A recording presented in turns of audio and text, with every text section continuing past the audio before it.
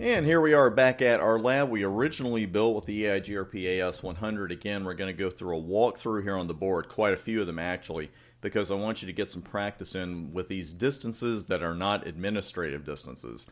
Here are the EIGRP topology table entries from router 1 in that lab for the Ethernet segment connecting routers 2 and 3, the 172.12.23.0/27 subnet.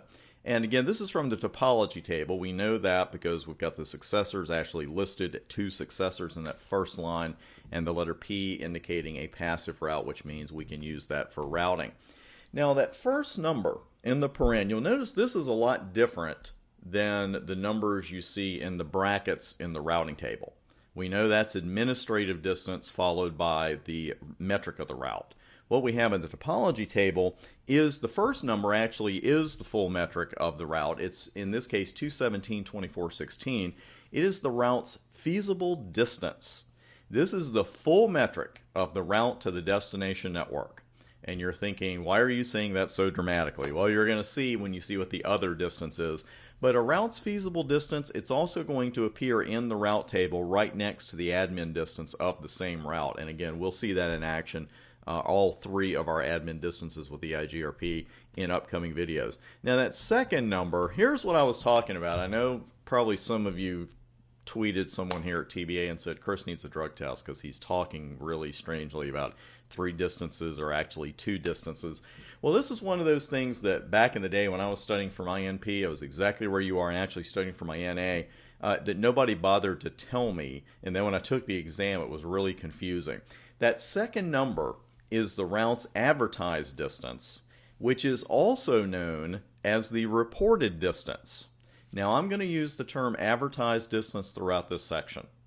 There is a possibility your route exam may use either or both terms for this value. I am not going to say 50 times advertised distance or reported distance. That's going to get really old on your ears and my jaw.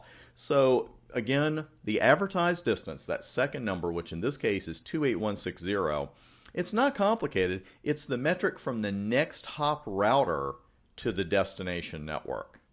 Okay, so again, our feasible distance, that's the full trip, man. That's the trip from the local router to that final destination.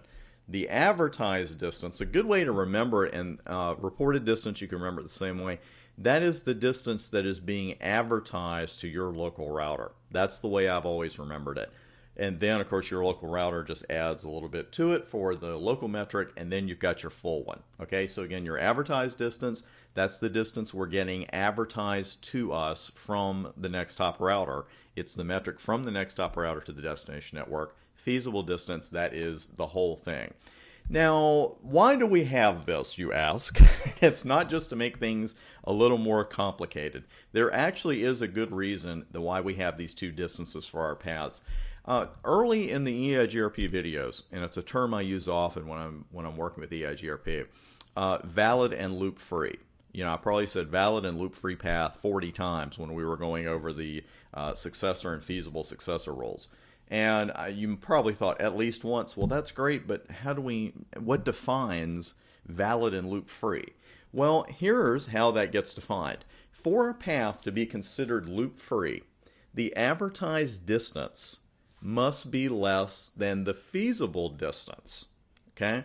Now, this is a routing loop prevention mechanism, and it ensures the next hop router is closer to the destination than the local router. Because let's say we had a feasible distance of 2 million and an advertised distance of 3 million. Ho! You know, something is just a little bit wrong there because we're trying to get to a destination network, and it sounds to me like we're going away from it. Well, that's what EIGRP says as well. EIGRP says, you know, you got to be kidding me. That's a really good chance for routing loop, and I'm not going to use that path. Well, these distances, they're also used by EIGRP to determine feasible successors. This is what we call the feasibility condition, and this is another one of those things I'm going to give you the inside scoop on. If you have read some ridiculously complicated definition for the feasibility condition and it really confused you, welcome to my club. Just the first time I read it, I was like, huh? And then when you figured out it was really simple, it's like, why doesn't someone just say that? So that's what I'm going to give you right now is the very simple definition of it. It's not complicated. Let's walk through this process. These are using R1's topology entries for router 3's loopback. And the table is kind enough to tell us the successor's FD is 229.78.56. And that matches that of the route using 172.12.123.3 as the next hop address. The successor, when you see multiple routes here in the topology table or multiple next hops, the successor is almost always at the top.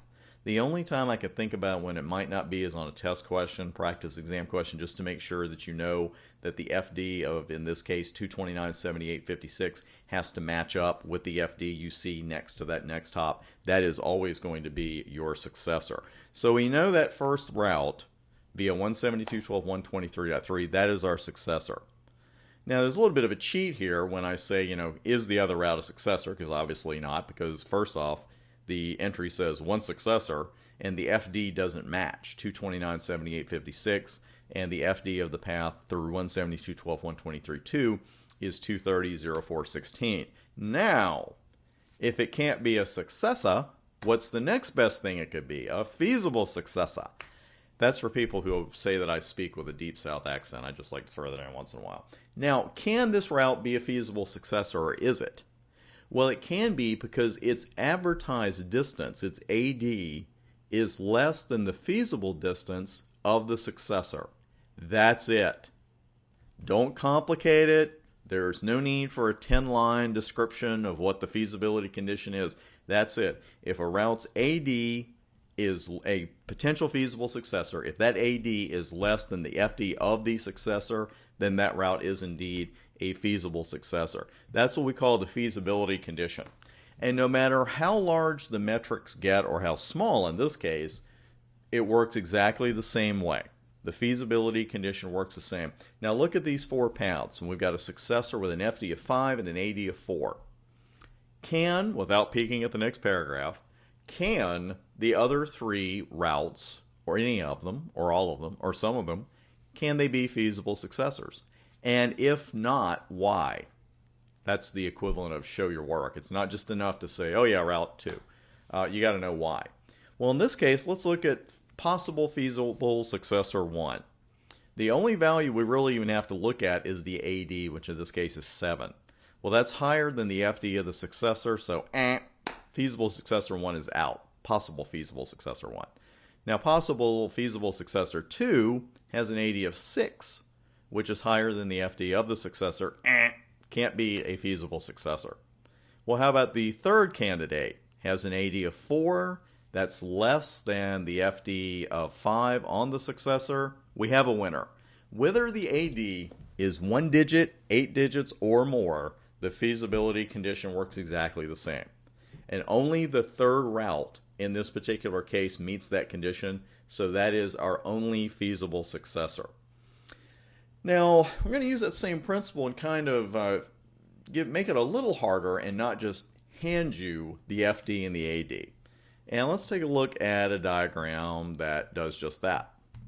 Now, before we even begin with the feasibility condition with this diagram, we got to know the AD and the FD for each path. So that's where knowing those definitions comes in, because you want to be the person who looks at this diagram and the examiner says, okay, well, I know how to get the FD, I know how to get the AD, and here are the values. Let's go to it. So if you would, just pause the video and very quickly write out the FD and the AD of every path from 1 to 3. So we've got a path 1, 2, 3, router 1, 2, 3. We've got a path router 1, 4, 3 right through the middle, and router 1, 5, 3. So let's move forward. From router 1's point of view, here's the FD and the AD of each path.